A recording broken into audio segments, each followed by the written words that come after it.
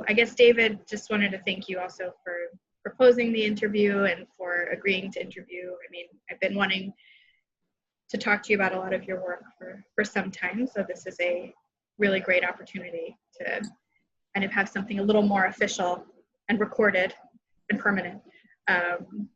So thank you. It's also something good to, fall back on maybe. So, yeah, for sure.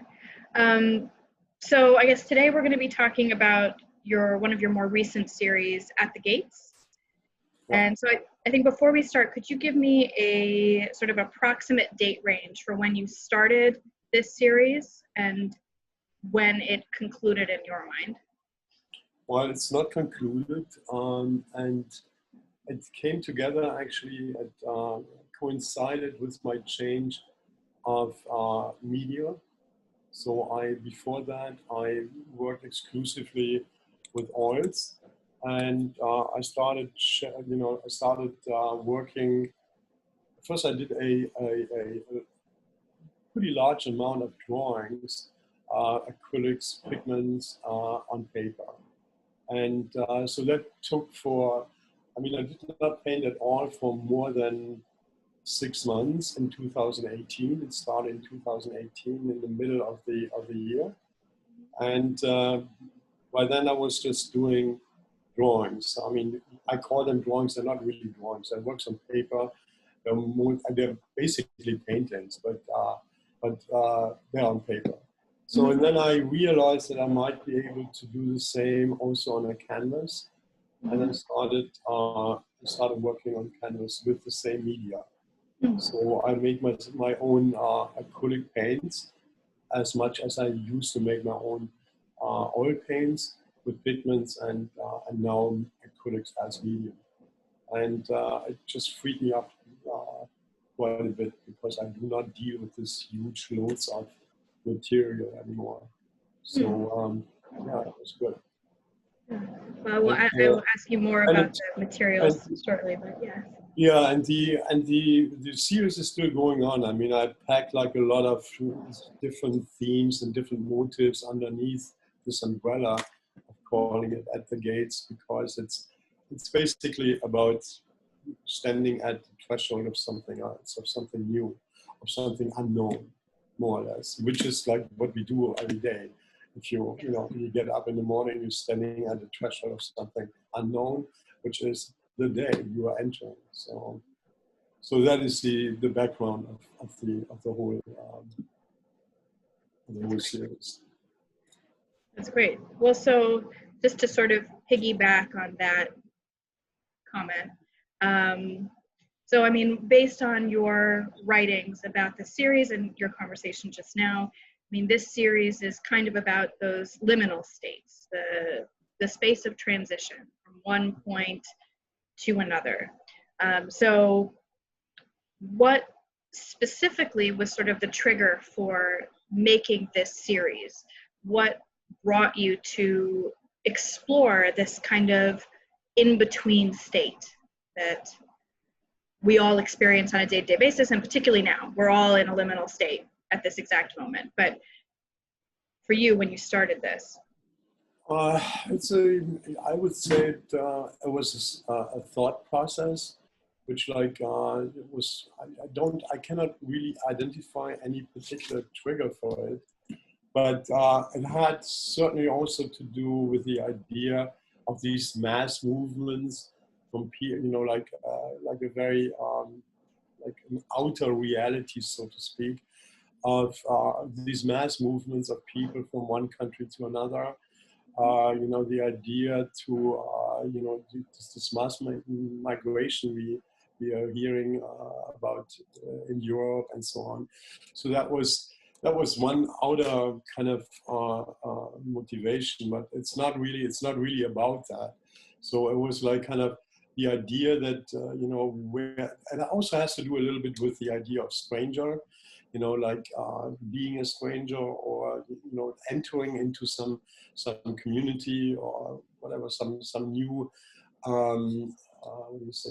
some new country, some new city, whatever, you're moving and you're entering something new, and, there is a dynamic happening there. So, so that is also part of it, part of what this is about. But I wouldn't say, I can't really point my finger and say this is like, this was the trigger and this is, but this is, it's more ambivalent. There's a larger context. Oh, for sure. And I think the thing that's really interesting about this series is the fact that it is open to a good amount of interpretation about what those gates are, what that transition is. I think there's so much in life that is both specifically related to current events, but there's also so much that is just about the human experience of how you transition from one space to another. So it leaves itself open to the variety of interpretations. Yeah. Now, one thing that I found very interesting when thinking about this series is the fact that, we have two very prominent metaphors for when we think about passageways. When you think about gates specifically, we're talking about, to a certain degree, there's a bit of a negative connotation, something that is barring you from something else, something that is a barrier, something that, you are on the outside and then you need to get in, but it's a bit of it's a negative experience, something that is keeping you from your progress. On the other hand, you have the door metaphor, right? So you have a passageway that is positive. You open the door to something that is, a door is open for you and you go in and it's this, this amazing, wonderful, positive experience. So in your mind, where does this series fall in terms of categorizing this passage? Are we at a gate?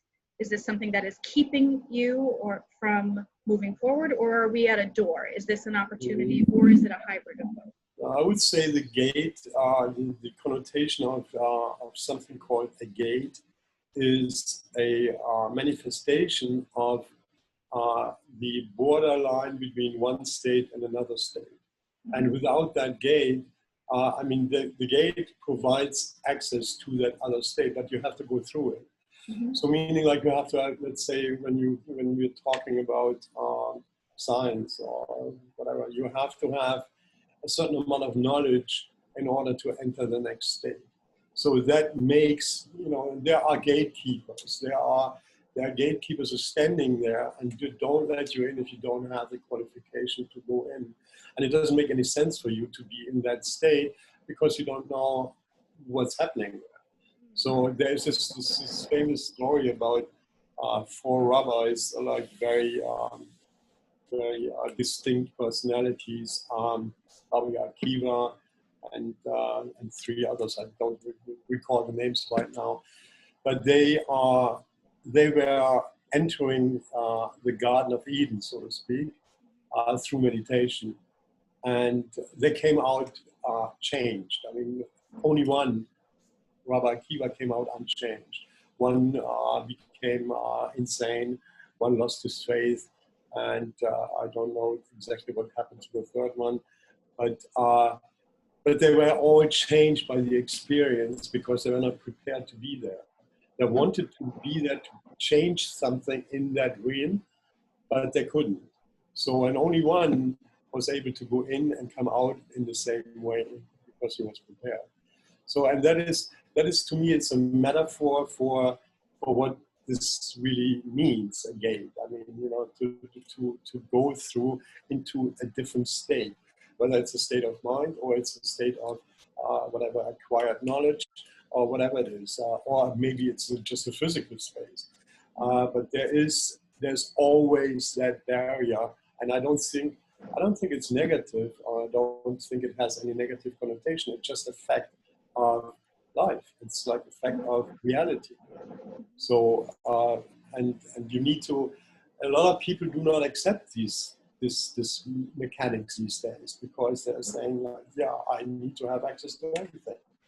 But and that's a good idea maybe, but you will not have access to everything because you're not prepared. You don't have the knowledge. You don't have whatever the right state of mind, or maybe you don't have the passport, whatever it is. So yeah, that's basically what my in short, what I think about gates or the idea of gates. So the figures who we're seeing in this series, then, they're potentially a mixture of individuals who want to approach this transition point, which Yeah. is there is a struggle involved in some way. It's something where if you pass through it, if you get whatever that, whether it's a metaphor for a psychological or intellectual different plane of understanding, or whether it's a physical barrier, in one way or another, there is a bit of a struggle to get there, and we don't know as viewers whether or not this group or these groups that are approaching have the tools. There's an uncertainty about approaching this gate and not knowing whether or not you have those tools. You're going to end up on the other side enlightened, or you're going to be forever changed by not being prepared. Would that be an accurate? Okay. Yeah, that's absolutely true. Yeah, this otherwise it would be more or less um, a preconceived concept. So which I'm not working like that. So I'm working fluidly. So I don't have any idea whether this is going to be it or it's not going to be it. I'm working on it, and then suddenly it pops out and it's clear and has to stay like that. And there's there's a.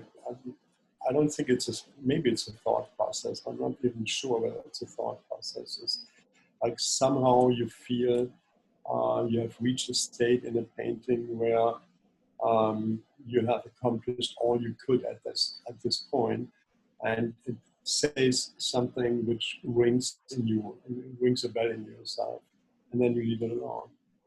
So that's how this develops. There's never the idea, oh, I'm going to do this now, and these people shall say that.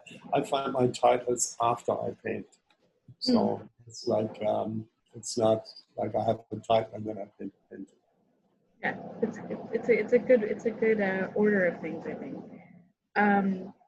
So then, with that kind of in mind, one thing that I've been wondering is sort of what position does it place the viewer in? So if we are encountering these figures at a moment of transition, at a moment of transition which may or may not be successful, where are we? Are we on the other side of the gate? Are we with them? Are we part of their transition, or are we sort of looking beyond? We're saying we've already made it, or where are we? Are we on their journey, or are we kind of on the other side? Are they trying to get to us? I don't, I think, I mean, to me, it's like we are not involved. We are observing the situation, observing what's happening.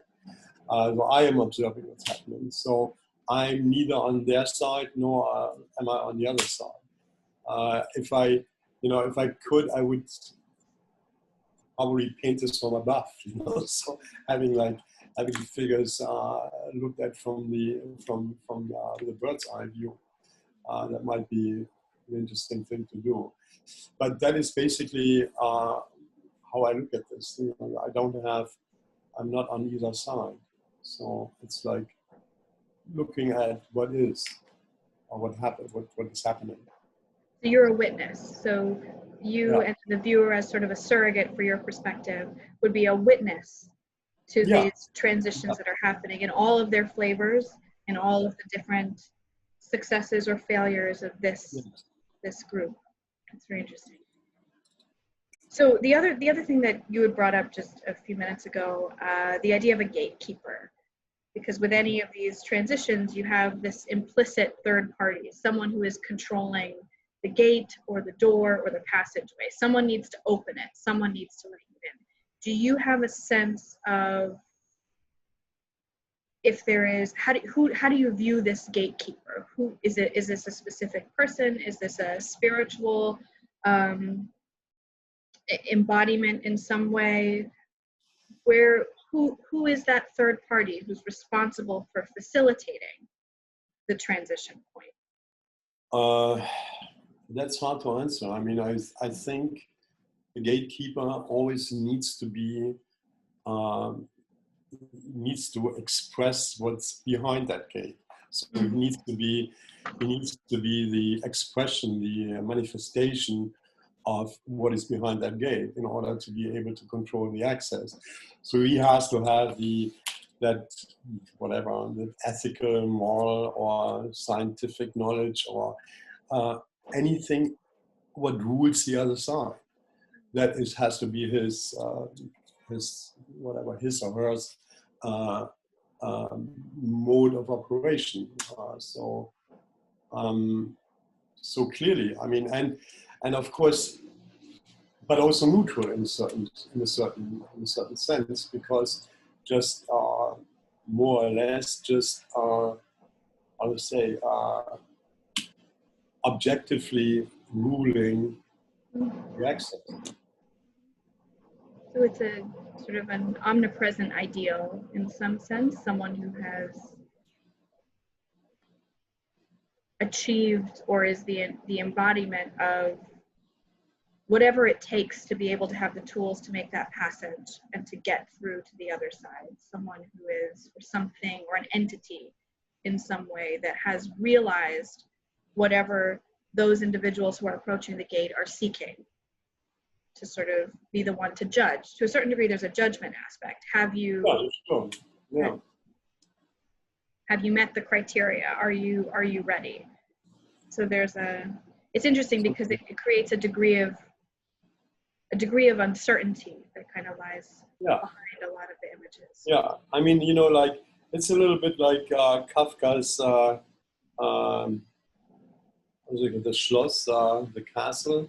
Mm-hmm. He's trying to gain access, and there's a gatekeeper, and he finds out only later this is the gate that was only made for him. So, and the story goes on and on and on. He comes every day, he wants to get in, and he can't get in, and now. And in the end, he finds out there are no other people who are going through this gate. This gate was made for him, and he had to qualify to get through it. So that's a little bit, I mean, I'm sure this is like in the back of my mind somehow, doing these things. So it has to do with it, sure. Is there, along those lines, I mean, is there a work in the series, which I may not have up on the screen or on my PowerPoint, but is there a work that you feel is particularly personal that represents sort of a struggle that you have gone through, or your own transition, that it's your Kafka gate, like your personal best example? No, I don't think there's any particular one where I would say this is like my own experience. They're all, to a certain extent, my own experiences, because this is like when you want to achieve something, you're always at this gate. That's basically, that's also a story of painting, if you want. I mean, once you, the idea to look at in sports, like somebody who jumps a certain distance and sets a world record with this. That doesn't mean, yes, he has that world record, but it doesn't mean he jumps the same amount the next time he's jumping. So he, again, has to prepare everything in the right way in order to jump that distance. And that's the same when you play music. It's the same when you paint a painting, because the fact that you achieved this and this looks so fantastic, and it doesn't mean you achieve it again. Yeah. And a lot of people are helping themselves by developing methods and by developing like strategies, and to a certain extent, I think that's legitimate. But on the other hand, I don't think it is really, because you need to jump in with everything you have. I mean, in terms of painting, sure. I mean, I don't know what the preparation for an athletes are, but in painting, I think strategies okay, but methods and a certain set of rules are preventing you from actually making great paintings. So it's like way better to don't have. There are certain baselines, but better to have no rules. There's a faith component, the idea that you're going to sort of jump in with everything that you have and there's the faith and the uncertainty.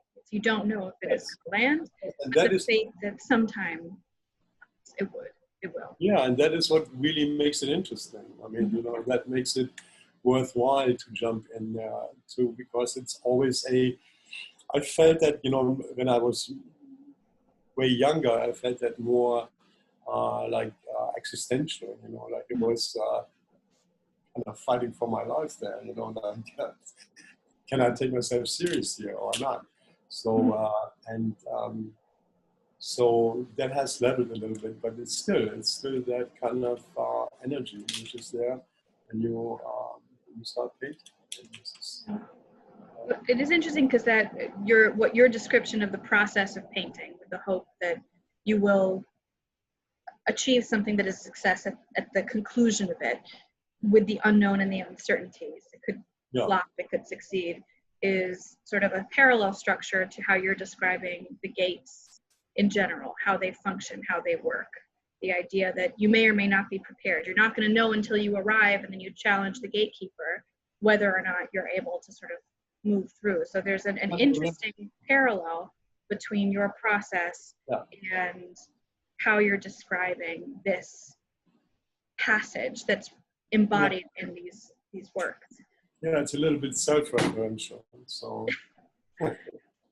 but it's a good thing. I mean, I think so. It actually segs quite nicely with sort of my next series of questions about process, because one thing that I really love about this series is the fact that the figures are so amorphous. There's a very clear energy that you can describe each work less necessarily by the figures and more by the feeling that emerges through the figures. The energy, the tone of the work comes through more so than being able to say something very clear about the figures. There's something very powerful about that. There's somewhere between inhuman and human. They kind of go back and forth. They're sort of figures in a dream, but they're also, figures that every once in a while you'll see, as you can see here, a very clear face and expression, something where it brings you to the humanity that is inherent to this series.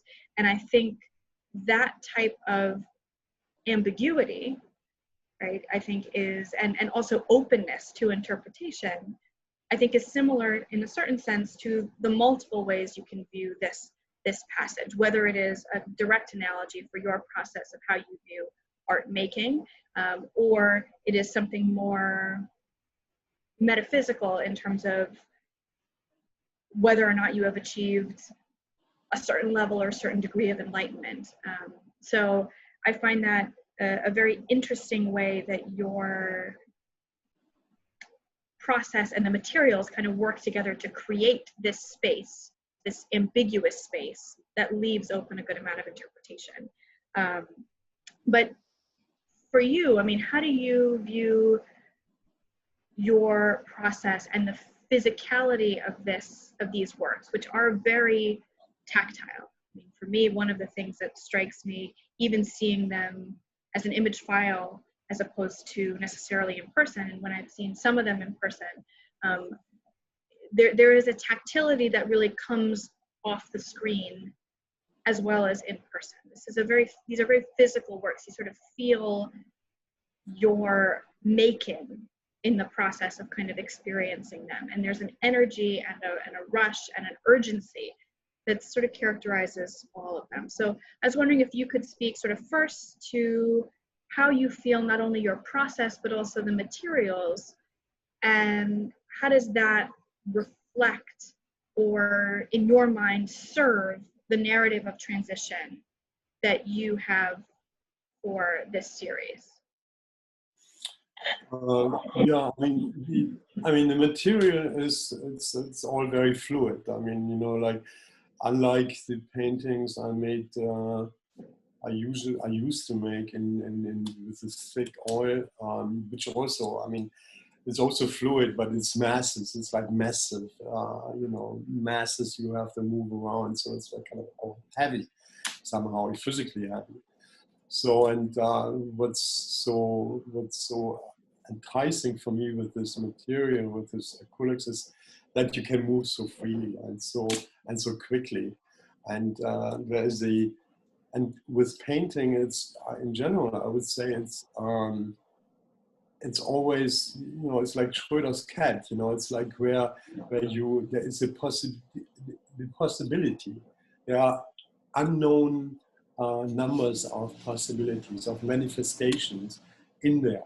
And you just have to watch that, and then you have to grab it, and you have to hold on to that manifestation you just see, and then you work a little further on it to keep it and make it clearer.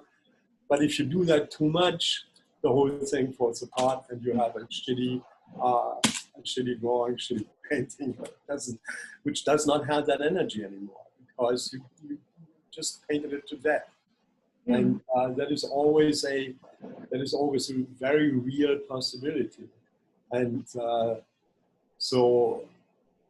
and to work it to that point when this finally, you know, like kind of takes on a certain gestalt, you know, it takes on a certain form, and you have to really step back and, you know, leave it alone. So and that is sometimes, it's a difficult process actually, but I think the space, that's, you know, another thing which I've been working on for 40 years for sure. The fascination with 3 dimensions and the idea to bring space on a flat surface. And I think painting in general is about space. Even the most abstract painters were dealing with space. And you look at Jackson Pollock, there's so much space in there that you get. And, you know, yes, there is a flatness maybe, but, you know, but there's also space. Yes. And I think that's the main theme of painting, actually, to see something in space and to have a relationship of space and figure, or space and object. But it's interesting to bring up, you know, Jackson Pollock. So with Pollock's work, and then also with your work and your process, there is definitely a building up of the surface. And by your description, this idea that you work the painting until it feels like you've reached that point. The subject emerges in the way that you feel like it emerges. There's the risk of excess, where you've built it up too much, you've overdone it, right? But then there's a point in which you've created a sort of new world within a very confined space that is just enough. And it's a very different way of thinking about painting than the sort of maintaining that 2-dimensional illusion of a surface. So consistent with someone like Pollock, consistent with your work, and also in many ways it's the sort of consistent but on the inverse side to sort of how a sculptor works, right? The idea that with a sculptor, the narrative is always, right, within that stone, within the marble is the work, but you have to chip away at it. And in your case, it's, well, the work you have to build up to get to that essence, right? With a sculpture, you go one chip too far and you've destroyed the work that's there. With a sort of tactile painting in the model that you're working in, and in the model of other tactile painters who sort of work in that space between 2 and 3 dimensions, it is that you have to find it by building it up, but then what happens when you go just a little step too far, right? Then it's done. So it's very interesting to think about that connection, and also that analogy with Pollock, because it does seem, looking at your works, again, even it comes through very clearly even in an image file, right? That this is a surface that is built up, that the figures emerge through a multi-layered surface. It's not, you never get the sense that, you know, I keep coming back to figures like this one, where you never get the sense where this is a figure that was predetermined in your own head. You get the sense that, you know, the forms were built up and it's layer upon layer of color and texture, and suddenly that individual child and that expression just emerged. It's a natural process. It's an organic process. That's the sense that sort of comes across. And so you mentioned this as a slightly different way of working than in previous series, largely because of the material and the freedom and the fluidity that you get from this material. Is that? On paper, I have always, for a long time, I worked with acrylics and pigments, but it was never, I was not so pronounced, and it was always like, it was not really on such a large scale of series, so where I have made at least 120, 150 drawings like this. I mean, large ones. I mean, like 40 by 30 or something like that. So relatively large drawings, and they're just, you know, kept on coming, and so that might be different than to, you know, like compared to other things I've done before, but the behavior is good. The behavior is consistent. It's just the medium allows you to express it a little differently. Yeah. And I think, I mean, you know, the difference between, you know, me and Pollock, for example, or others who are working just plain gestures which have no comparison in reality or in the real world, is that at a certain point, and I think Pollock felt that also, it becomes, you can make 100,000 of those. You know, you can just go on and go on and go on, but you lose that excitement. You lose that build-up moment, the moment when you understand, when you find, suddenly you see, there is that manifestation of something, and you want to keep that. So, and you lose that when you make this tons and tons of these things, and particularly if there is no reference anymore.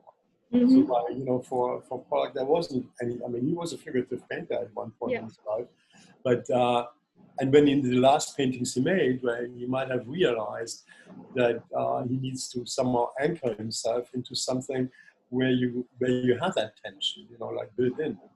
So yeah, so to me, this is, I mean, there has never been a question that it has to be figurative. It has to be somehow, and always my whole interest is in figures and is in the human story and drama. So to me, that's very important. Mm-hmm.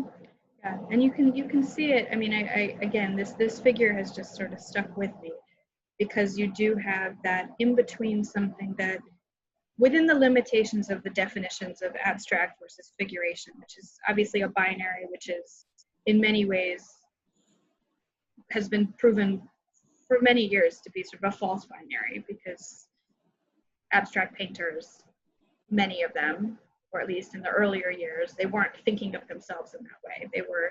It was a means to reflect something within the real world.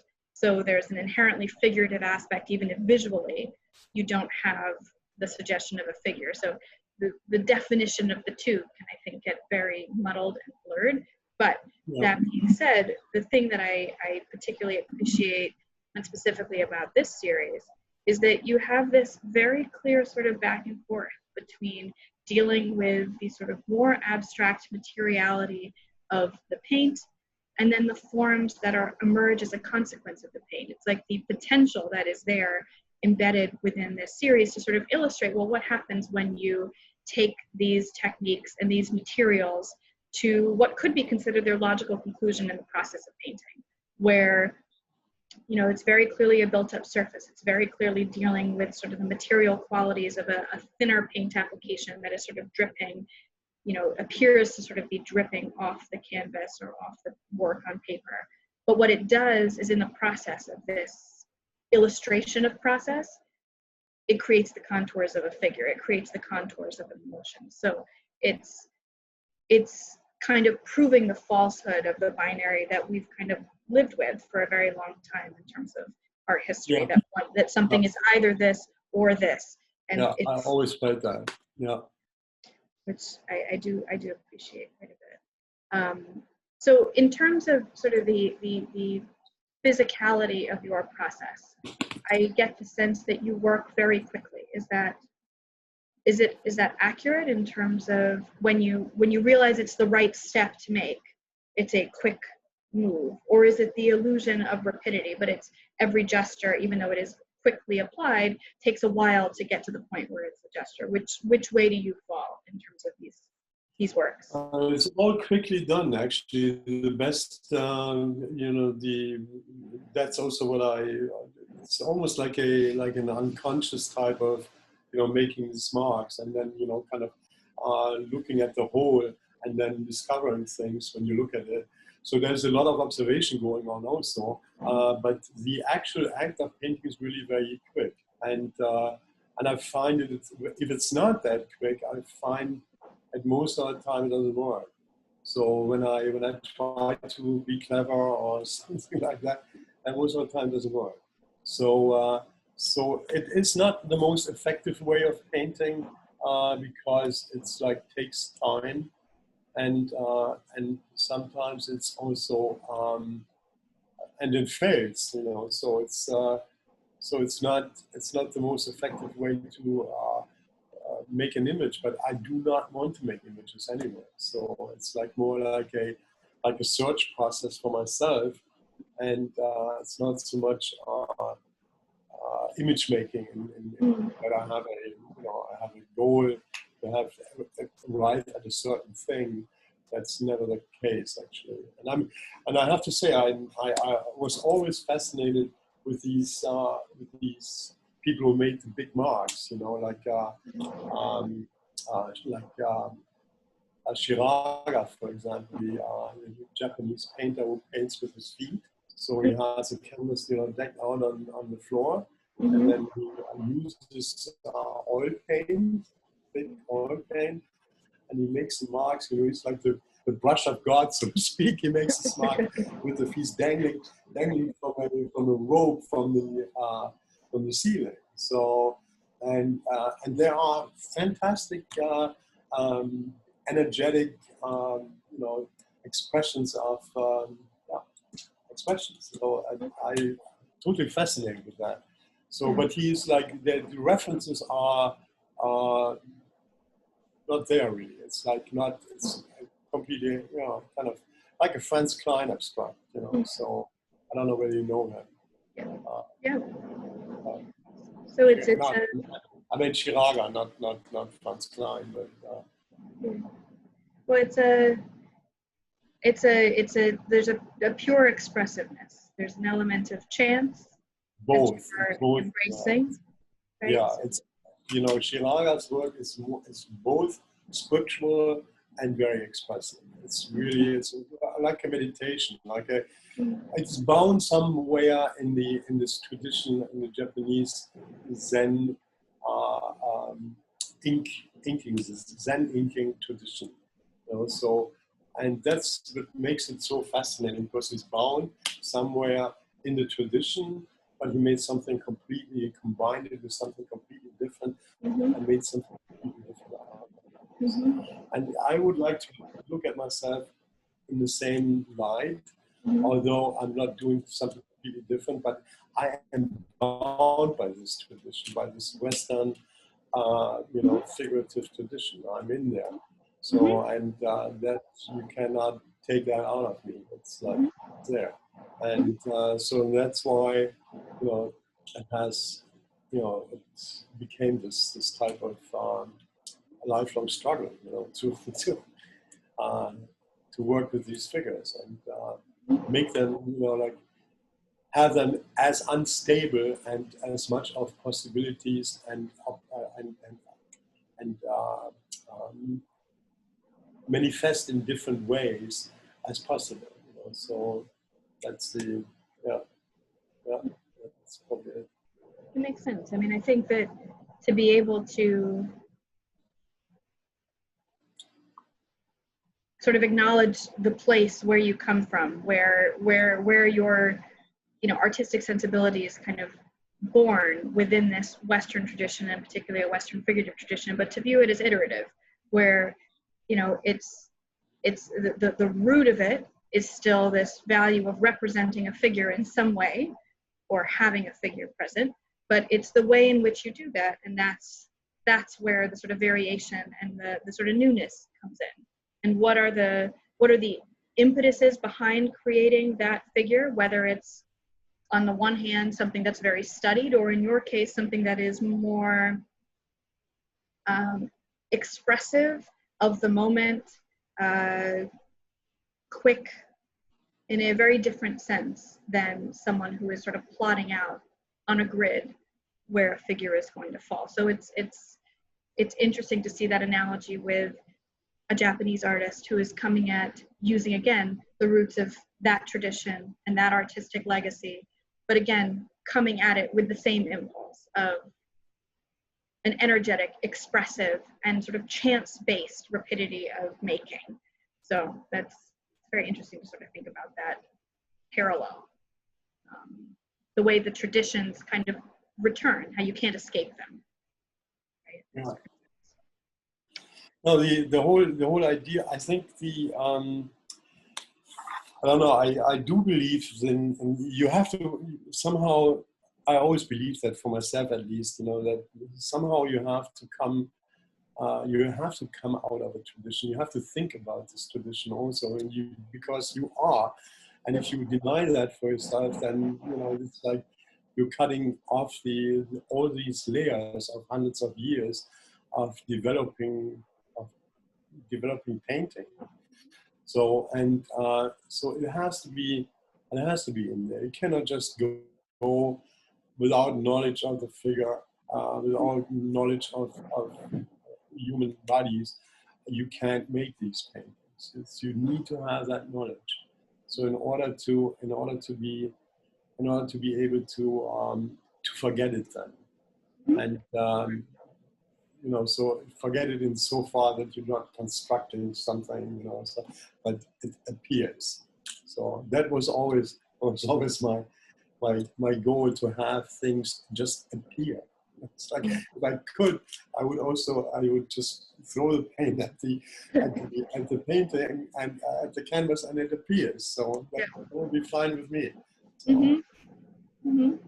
Good, and you know, it is the alternative to not recognizing, acknowledging, and embracing that every artist, or, you know, is a product of his or her own training, upbringing, context, historical legacy in terms of making, how you define art, right? To deny that is sort of it's a willful ignorance, and I think it's a big misstep in terms of the making process. You have to have that level of self-awareness about, it's not a question of limitations, it's a question of framework, because you need to, you innovate within a framework in a certain sense much better than if you pretend as if there is no framework. So, exactly. For sure. Well, the other thing I wanted to pivot a little bit, so along those lines, in terms of that sort of expressive mode of making, at least in terms of works that I know that I react to, one of the most effective and yet also challenging pieces of works, including like yours, is the fact that you have to, how can you use an economy of line, an economy of sort of color, and a sort of minimal level of sort of figurative reference, but yet still have a powerful emotional impact, right? That to me is the greatest challenge in terms of art making that is in the category of the work that you're doing. So dealing with this with only a few gestures, how can you have, say, the suggestion of a mother and child in a few gestures? How can you convey this sort of really deep emotion? And I got the sense throughout that there was this really wonderful way in which the energy that I was getting from the work, the sort of emotions that were coming through about this process of transition, a lot of the cause of that for me was a successful application of an economy of line. And the thing that kept the artist who kept coming back in my own head was Berkowitz, and this is just one example where, you know, she, you know, this is Brooks, 1924. This is from one of the, Well, it's a no. yeah. So propaganda, not propaganda, but it was one of the. Yeah, she was bound in this whole socialist ideas. Yeah, sure. But it's a similar impact when I see her work. When I think about economy of line, sort of the minimal amount that you need to sort of suggest for maximum emotional impact, you know, the curve of the body in such a way that you get that emotion through it. In the same way, you know, here, you know, I get in sort of this grouping here, this sense of hurriedness, of sort of protectiveness, of urgency, of, you know, all of these feelings, but they come from again, I keep coming back to that phrase, economy of line, right? The minimum amount you need, but yet it results in the maximum emotional impact. Is this anywhere in your thought process, this type of, you know, art making, this idea of the emotional impact of an economy of line, or is this, it just happens to be a consequence of what your natural process is? It is both, I think. It's like, you know, I mean, these are real drawings. I mean, this is more, I mean, they are also done with, you know, spatulas and fluid ink and you know, some of them are done with graphite, which I dissolve in acrylic. So it's graphite powder basically. And drawing is the power of leaving things out. So, you know, like you can, with a drawing, one line has to define everything. So like the less lines you have, the more powerful a drawing is. Because you need to give the eye of the observer the possibility to construct the entire figure. And you suggesting the figure. It's just there. With this few lines, you're suggesting something that's happening there.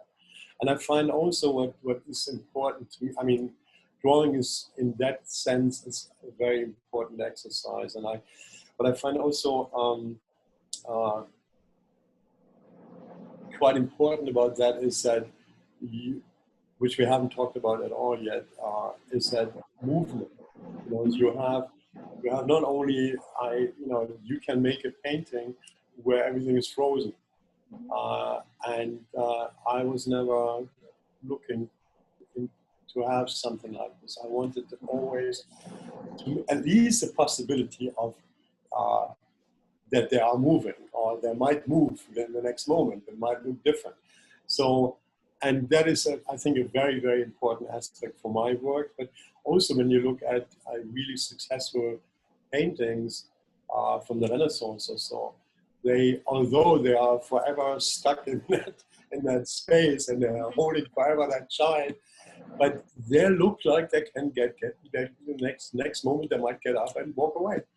So and there's a possibility of movement in there. So, and I want that as well, but I also want the movement itself. So I want them to move. When you look at them, they're moving. They need to move. So, and you can do this, I think, best with drawings. I mean, with a black and white drawing, with a drawing where you have fluid media, and you know, and use that. Mm-hmm. Yeah, when I see, it's interesting because when you talk about movement, I think, you know, the way when I was looking at this series, the movement to me, I was coding it in my own head as sort of an energy. It was an energy born from sort of the process and visualizing the process. But it's interesting because when you think about categorizations of line, right? So you have the process, the visualization of that process, where you clearly see the sort of rapidity with which you were putting this into place. But it's then, what is that line imbued with? Is it that nervous line? Is it that energetic line? Is it that agitated line?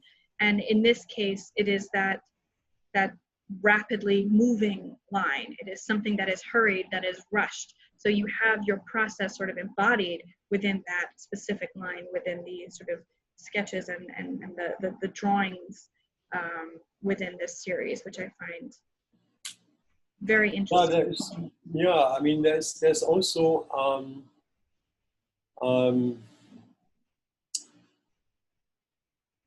it's also a manifestation of the moment. You know, it's like it's all basically this one of those most fascinating things in life is to realize that you're living in one moment only. Mhm. You're not living in 10 minutes. You're not living like 10 minutes ago. You're living only now.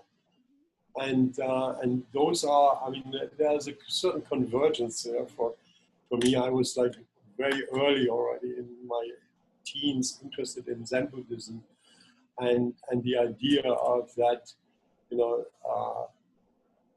and I have forgotten this along the way, you know, like you come back to it, you know, once in a while you meet somebody or you have a conversation or you fall back on, you get back to a book you read 30 years ago and suddenly it pops into your head again. This is what it is. And the most successful lives can only be lived in the now. And you have to treat every aspect of the now with, you know, with care, with, you know, with your utmost attention. And when you do that, then you live, then you're really there. And that is maybe also one of the reasons why I could never give this up completely. I mean, I could never say, so now I have done everything, or I painted, and that's it. And it's a form of meditation, if you want, as well. So, and that is a very, it's a big aspect of, you know, how I view painting. So it reminds me, you know, that yes, you want to be in the now. You do not want to be tomorrow or next week or whatever. So, and I think that's a struggle we all live with, and even the greatest Zen masters and the greatest rabbis or whatever, they all struggle with that condition. It's like a universal condition we're having, because we have that mind, and which is fine to have a mind, but which is standing in the way of being in acting right now, being in the now, and being like completely filling out this space completely. So, and that might be in there as well. Yeah, sure. Yeah. I think, I mean, I definitely think so, but I think that's interesting hearing sort of your description of this idea of capturing the present, of, you know, and there's it's an irony, but a bit of a paradox in the fact that you do get a sense of that urgency and that immediacy and that present moment. But as opposed to, say, something that is inherently more ephemeral, right? So like an action or, you know, a site-specific work that perhaps appears and disappears, that has a present that conforms to the evolution, to the progression of time. The thing with a painting is always that idea of permanence. So you're capturing permanently a present moment. So it's that tension, I think it's a very human tension, where you want to both be in the present and yet also capture it. You want to hold on to the moment. It's not just about living, it's not just about experiencing, it's about preserving it. And there's something very, I said, very, very human about that desire to kind of hold on, not only be in the present, but also preserve it, because we don't want it to. Sure. Yeah. So. And what's also interesting in this idea is that I just lost my train of thought. I wanted to. Okay, it comes back to me. It'll come back. I know it will come back. Yeah. Yeah. Well, so separately from this, I mean, thinking about, I did keep coming back, thinking about, you know, other artistic models for a certain, that are in my own head became analogous to what I was seeing in your work. How do you feel about the connection or relationship between your work and sort of a figure like Kollwitz, who is much more... A figure like who? A Kollwitz? figure like Kollwitz, yeah. So, I mean, is that something that, does that feel right to you? Does that feel sort of off base? Do you not see yourself in that type of trajectory of working as a figurative artist? I'm connected to so many different painters and like it's I wouldn't, like, to me, in a certain way, it's a I always viewed Kollwitz, for example, as somebody who had this incredible emotional power, like to make these figures which are like kind of crushing, like you feel that they don't eat, you feel they have like this like kind of tiny little sliver of bread which they can eat, and you feel all that. And she was an excellent observer of the truth, so to speak. People had to live through, and in that regard, yeah, I certainly see myself in that type of tradition, and I would be thrilled if I could make things which have that type of emotional power to it. And what I wanted to say before, by the way, I just came back to, was that, contrary to anything else, painting which has been made over a certain period of time always comes in one piece. It does, for the observer, it comes boom, right? It's in one piece. So, and that is maybe also part of the magic of the whole thing, that you don't need, you need time to view it, but it comes in one piece. It comes in one direct impression onto you. And so that's so different than music or anything else where we have this kind of time continuum where you can never be swallowed up fully in the moment, like painting does, or in a different form, maybe in a different way. But yeah, I'm sure there are also, that's what I wanted to say. Yeah, no, it is true. I think that you do have this condensing particularly with more traditional modes of paint making, where it is something that is planned and very deliberate, and it takes a long time, but you have that contrast between that length of time of a process, a very studied process, and then the immediacy of that one moment of sort of encountering it. So you have the condensing of time into one moment in the experience of work, as opposed to a work that is made along the lines of your work, where it's as if you're having the translation of that moment. It's a moment of experience. It's a moment of making a moment of experience, and so there's more of a direct link in that transmission between maker and viewer than something that is perhaps a bit more studied, that has embedded within it a much longer period of generation than you're working. Yeah, it's really interesting.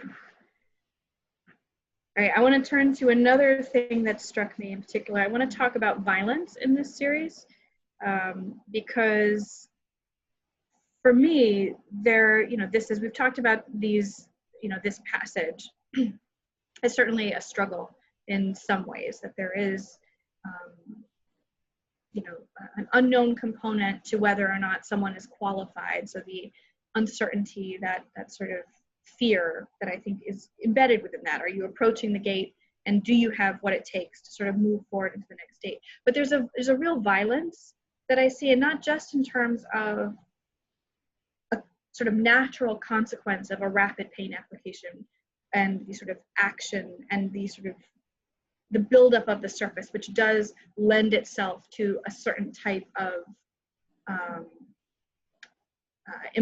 energetic effect, which can read as violent. But in terms of also the forms that your figures take, there is a kind of violence that I feel here. There's a struggle that's going on at the approach to the gate. I mean, I think, you know, here, I mean, the raised arms, this sort of the contrast between the warm and the cool colors. I mean, it definitely gives a sense in which, you know, this is not only not an easy passage to approach, but also something that is very violent. I mean, in this one where it looks as if a figure is being sort of injured and carried away, you know, there's the screams, all of these things give me the sense that not only the difficulty of approaching and possibly moving through the gate or whatever the passageway is to the next space or level, but again, that violence. Can you speak to violence in relationship to this series, or do you not view it that way? Is it just... No, I think you are pretty accurately state that, and there is violence in there. There's no question about it, and which is violence is part of our experience, of our daily experience, basically. I mean, maybe not so not like whatever life-threatening violence, but anything when I want something or I put my will to it has a certain aspect of violence, because I'm doing things, and if I form things, that is, I violate the material. I change things, and I have to have a certain amount of violence, of strength, of energy in order to do this. And then, of course, there is also that transgressional violence, which is like, I want this, and I don't care for the process, and I do not care for the discipline. I just want it, and I go and get it, and no matter what, and it might end up with my demise, but you know, I'm going to do this. So this is certainly an aspect of the entire series, absolutely. And also, you know, also again, this is, you know, like when we speak about painting is, in my view, something which has to do with discipline, or it is a discipline in itself. Like when I talked about the Zen inking and all that, it's the you know, you have to respect that. You know, you have to respect this process, and so it is with technology. I mean, with science.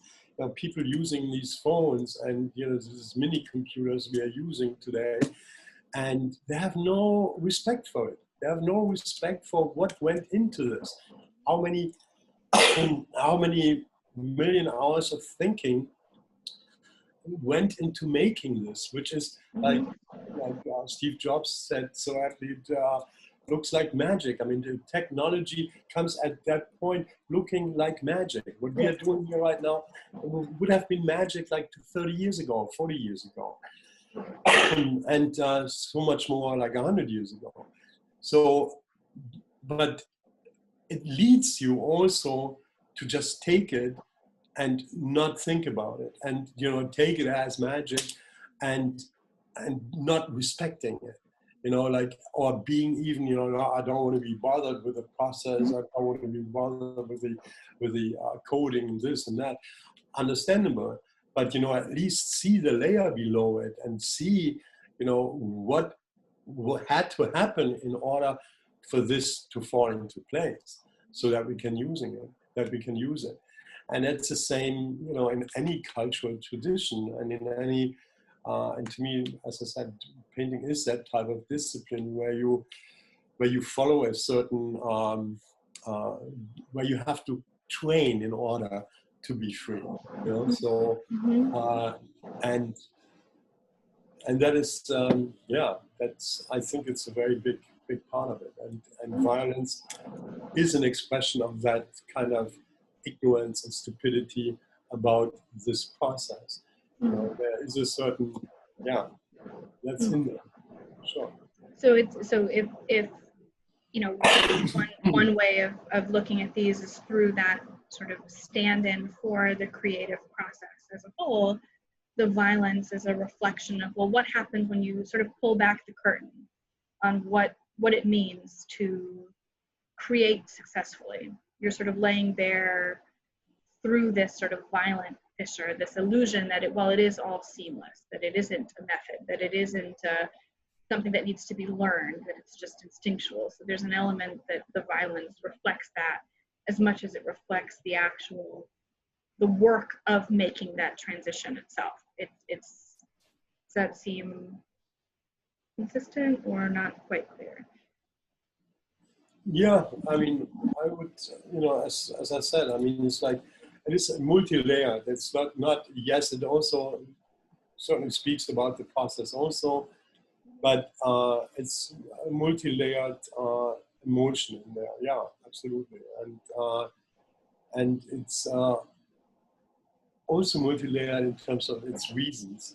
So when I, like, this is what we're dealing with in these days. I mean, we're dealing with largely ignorant people who are standing on the shoulders of giants and don't even notice that. And we deal with that politically, we deal with that in society. The amount of stupidity we are encountering is like staggering these days.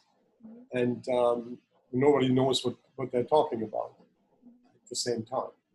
Yeah. So because nobody goes deep enough to see, the structure, to see the entirety of, the bigger picture, so to speak, and also in terms of time, in terms of relation to the past.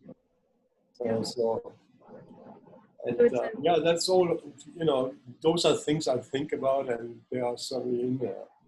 Yeah, and it is a in any sense of being able to do that type of thought work, to do the type of sort of,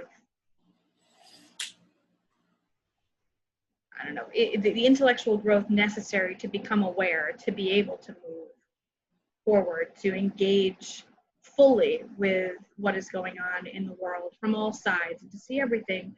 It is inherently a struggle. It is a violent one within yourself, to be able to kind of reach that state, to be able to be informed, to be able to be a thinking and engaged and aware person.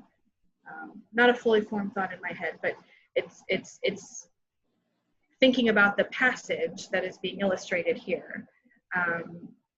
Thinking about the tools, this idea from your description of, well, do you have the tools to make this transition point?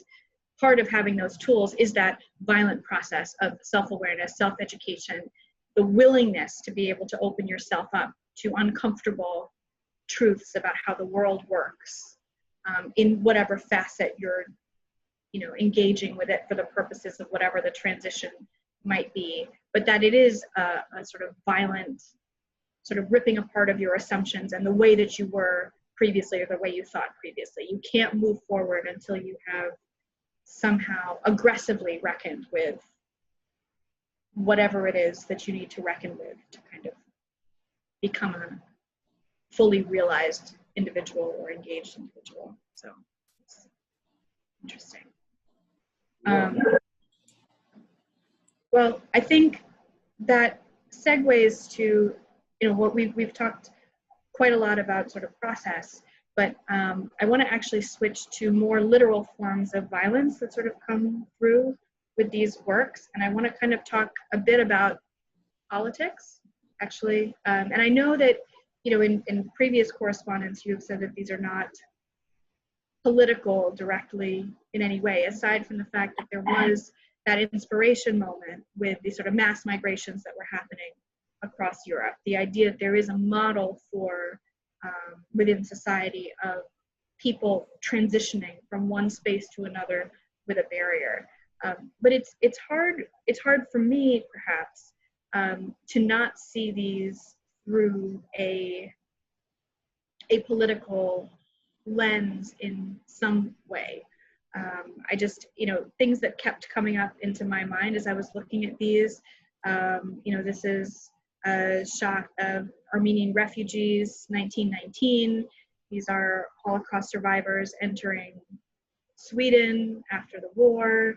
And then current parallels with the border crisis, with clergy members, praying at the border. And then this is an example from 2015 at the Serbian-Crimean border of refugees trying to get in. And something about not just the composition itself, the figures that emerged, but that violence, right? The violence of displacement, the violence of seeking something new, that sort of mass grouping of all generations who are sort of clawing at the gates, begging to get in, begging to sort of move forward. I can't help but my reference point for it became very clearly political. Do you think that is there maybe even subconsciously some commentary that you feel that you were making, or to you, is it more that you were using the sort of visuals of current events as a structure to explore these other more sort of cerebral rather than more literal or political pursuits or ideas? How do you, it's just very difficult for me to not see these as political in this current moment. So I just curious as your thoughts on that. Well, I'm an observer, so that's basically I'm observing myself, I'm observing the world, I'm observing my direct surroundings, and I observe my emotions as well. So I certainly have ideas about what's happening and what should be happening or what should not be happening, but I don't see them as statements. They are not statements. I don't want to make statements. At the moment, I'm just working on a large painting called Monument to Stupidity, which is the theme is obviously what the theme is. So, but I would like to work it so far that it doesn't have that just simple political statement. I just want to make people aware, or myself aware, of what's happening right now. I see this, I observe it, and I'm just speechless, and I need to do something about it. So that's why I'm doing this. And it's not really, I'm not saying like this is neither pro nor counter refugee or what's. I'm seeing the situation, and I'm seeing it's like completely not controlled. It's not, you can't control it. Apparently, it is costing tons of lives everywhere. And I don't know what needs to be done. I just see this is what's happening. And it like kind of pops into your mind. Obviously, yeah, it's like there's no denying that is the case. But it's not it's not a political statement, in terms of that I would have a recipe or an idea of what needs to be done there. I don't have that. I'm just looking at what's happening. And I find it important enough to, the references are there. Do I build them in consciously? Not really, but I see it. When you point it out, like so aptly, I cannot help but not see it, so it's like, yeah. Do you find in general, in your mind, the more overtly political something would be, do you find that limiting in terms of political art, you mean? Mm-hmm. Do you find the idea of art that is created with that type of very direct political message? Yeah, the problem in politics is always limited because it just looks at the world from one certain point of view. Mm-hmm. And I would like to profess to, for myself, to be able to, like in the Kabbalistic sense of viewing, taking a view from every, like when you look at, for example, you look at reality as the ice surface in Madison Square Garden. That's reality. Okay, so and you have like 18,000 seats, and it looks different from all 18,000 seats. And I would like to look through the eyes of all 18,000 people to see this. So that is I'm sure I'm not capable of doing it, but that is the aim. That's what I want to see. I want to see it from different, from a bird's eye view, from a different standpoint. I am not standing in front of a border and want to get in, but I'm also not standing in front of a border preventing from people getting in. I see both. I see not only both, I see all the other perspectives also. And so to me, that is the only way to for an artist to work. I mean, to me, I find it terrible if people take stands and whatever, like limiting themselves to just one tiny, like, yes, if you're an activist, fine, go be an activist, but don't paint that, and don't be that in art. It's like so much bigger, so much greater than that. You can't just, narrow it to such a, and politics is viewpoints. Politics is interest.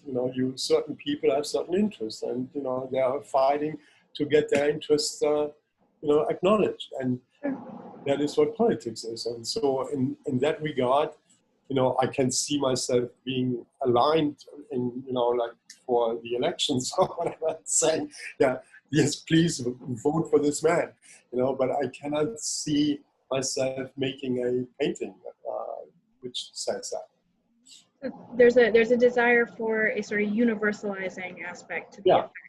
Yeah. That it would be you as the observer, as someone who is living in the world, the images and structures and ideas could have parallels with direct events that are going on, and that are, a view on that could constitute a political viewpoint, but you're leaving things open for interpretation. So the wider range of reactions and responses could both encompass someone who chooses to see this as a political commentary on a specific event, but it can also be. Yeah, I'm not averse against that. That's like, that's, of course, that's whatever the viewer, the observer sees and might be reminded on.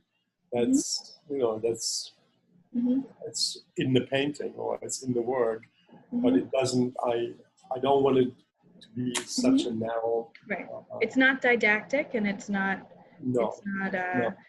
Yeah, it's interesting. I don't want to tell people what to think or in what direction they should be thinking.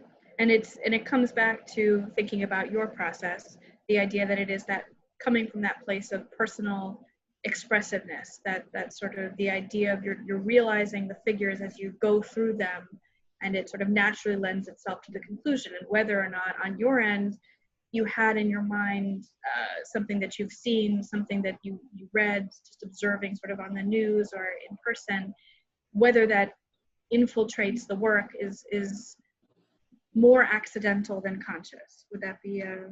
Yeah, I would say so. And also, like it has been a lot of, I don't remember who said that, but it's one of those standard phrases that, the thought of the artist, their own interest, it's like what the artist thought by painting this. It might be anecdotal, of anecdotal interest, but it is not really. The painting needs to stand by itself. It doesn't need the artist's thought. And one of the most terrible examples of that was Kittai, who felt like he had to comment on his own paintings and tell the people what they should be thinking when they see this painting. And it's like, God, it's terrible. It's just, and it's also inconsequential because you have to let them go. And once you're not there anymore, you'll not be able to tell them what it is. So, like you have to leave them. Yeah, you can talk about the underlying emotions or underlying whatever, the process, and on and on and on. And that is a very interesting conversation. I cannot give you the user's manual for these paintings. You inherently relinquish control at whatever point you make something. Yeah, you have to. I mean, once Out you in the stop world. painting them, once you stop working on them, you have to say, okay, these are, Mhm. I made that. And sometimes I'm really wondering, did I really make this? Because it's like, there's so much distance between you and Mhm. what you made that Yeah. it's not, it's not me. I mean, it's like, Yeah. I'm not injecting myself that it's me, it's me, it's me. It's not me at all. Yeah. It's like, I was there, yeah, it Yeah. just happened, but it's not me. Right. So, Yep. uh, It makes a lot of sense, and it's definitely um, a sort of reflection of the sort of truism of experiencing any sort of work in whatever creative medium once it yeah, sort of goes out into the world. You have to sort of relinquish a little bit of control, but you're creating something that needs to stand on its own. If you require an artist or an interpreter basically to be able to access any meaning or depth in a work, then the work itself has sort of failed at its job to a certain degree. exactly, It, exactly. yeah, it should be to a certain degree, it should be a sort of self-sufficient is not the right word, but it should be a bit of a, well, the experience of it should be apparent. It should be at the forefront, not the And translation of it. and it also needs to be universally accessible, Mm-hmm. meaning like it doesn't matter your level of education. Yes, it can enhance your experience, Sure. obviously, but it needs to come across also without these references. If you Mm-hmm. don't have them, you need to at least have that experience when you're standing in front of the basic experience of that thing. You need Mm-hmm. to have also without knowing what's going on and what Mm-hmm. has been going on for the last 150 years or Mm-hmm. 200 years. You need to be able to access that. That is Mm-hmm. very important, I think. Mm-hmm. So, Absolutely. yeah. Absolutely. That's great. Um, quick little technical question. So what's interesting to me is that this is the only work of the ones that were available at present where you actually, to me, sort of visualize a portal or a gate of some kind. Now, can you just talk just very briefly about the choice to not actually show that gate, with the exception of this work, which appears to show that portal or passageway in some way? Well, it's like kind of a well, just it happened also. But when I saw, I had these lines there, the uprights. I just this is Berlin. So this is a very very this is Yeah. the Brandenburger Tor. So this and it's black, uh, red and white, and um, it's not a friendly image. So that all it just was there, and yeah, you could make a point like, oh, this might be a little bit political. So like yeah. So but I lived there, so I know Mm-hmm. what it was like, and um, so yeah, that's certainly in there. Oh, it's like a reference to violence, to a certain type of violence in For a sure. certain country. So it's like For with sure. certain colors. So I don't think I Yes. have to say more. No. It's definitely there. It is definitely there. That's interesting. Well, I think for me, those were the series of questions that I had kind of immediately coming out from looking through this series. I think in conclusion, I guess my one big sort of question, which you've answered in many different ways throughout the course of the interview, but if there was, if you had to sort of boil it down, if there was one message or impact that you wanted to come from the experience of seeing this series as a series of these experiences of figures approaching this sort of liminal space of transition, what would you want that conclusion or takeaway to be, if you could sort of summarize it? How do you want people to feel coming out of seeing these works? Maybe with a more deeper appreciation of reality and all its different aspects, and yeah, maybe more thoughtful, more